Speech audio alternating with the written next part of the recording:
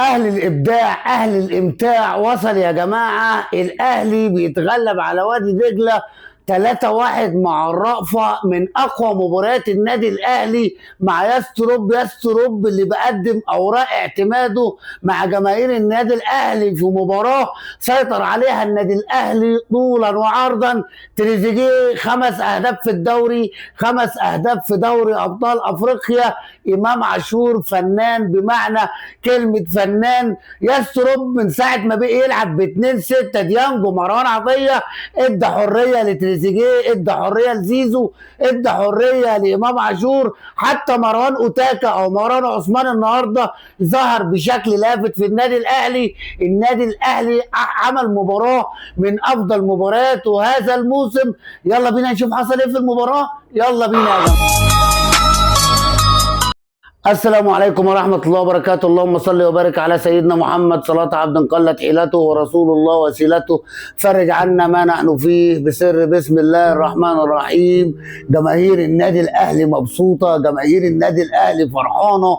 النادي الأهلي النهاردة بيأدي أداء مميز أمام وادي دجلة، ويعتبر فريق وادي دجلة تحت إدارة محمد الشيخ ابن شبرا الخيمة البار من أقوى الفرق في الدوري حتى الآن. وادي دجلة يعتبر الحصان الأسود في الدوري، مقدم مباريات مميزه. يعني نقدر نقول ان النادي الاهلي كان بيلاعب فريق تقيل مش فريق على قده. الاهلي من اول المباراه لاعب ضاغط، ما شفناش وادي دجله الا في اول 10 دقائق ربع ساعه مرحله جس النبض. لكن شفنا النادي الاهلي النهارده متحكم في الريتم، بيبطئه بيزوده، متحكم في ترمومتر الملعب لما اتحكم في نص الملعب من خلال اليو ديانج ومروان عطيه. وبقينا نشوف اليو ديانج مبدع، بيروح على منطقه الجزاء، بيطلع في الهاب.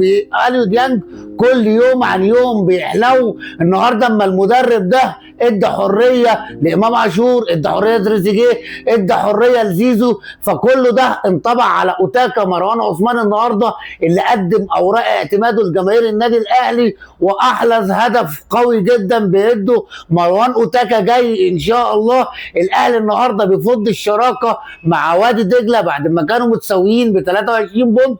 اصبح النادي الاهلي 26 بونت في المركز الثالث، فرق بينه وبين بيراميدز المركز الثاني نقطه واحده، ولسه بيراميدز ليه مباراه مؤجله. لكن الناس كلها النهارده مبسوطه باداء النادي الاهلي. الاهلي كان بياخد الكره الثانيه، الاهلي بيلعب على الاطراف، الاهلي بيهاجم. شوف دكه النادي الاهلي عامله ازاي. حسين الشحات بره، اشرف بن شرقي بره، محمد علي بن رمضان بره، وغيرهم. الاهلي بقوه قاهره. الاهلي يا جماعه بقى فريق مرعب بما تحمل الكلمه من معنى. شفت تريزيجيه في الهدف الاول قعد الجون، قعد حارس المرمى قعده طبيعيه غير طبيعيه، تقدر تقول سففوا النجيله. تريزيجيه كل يوم عن التاني بيثبت انه جاي يبني تاريخ مع النادي الاهلي، مش جاي يختم حياته. لحد دلوقتي تريزيجيه يعتبر افضل صفقه جت في النادي الاهلي في الفتره الاخيره. لكن المتعه والحلاوه كلها لما امام عاشور بيمسك الكره يا جماعه.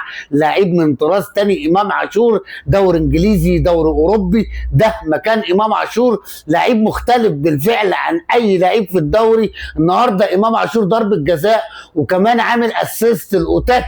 ده امام وهو خارج في الدقيقه 68 زعلان انه خارج، لكن ياستروب حب يريحه. لكن كل يوم عن التاني جماهير النادي الاهلي بتقول احنا جبنا مدرب كويس. مع الصفقات القادمه للنادي الاهلي هنلاقي الاهلي احسن واحسن. النادي الاهلي النهارده ما حسسناش بتعب بمعاناه. مباراه كانت ممتعه، ما تقدرش تغمض عينك، كره رايحه كره جايه، ما فيش لعب بارد، ما فيش لعب ساذج.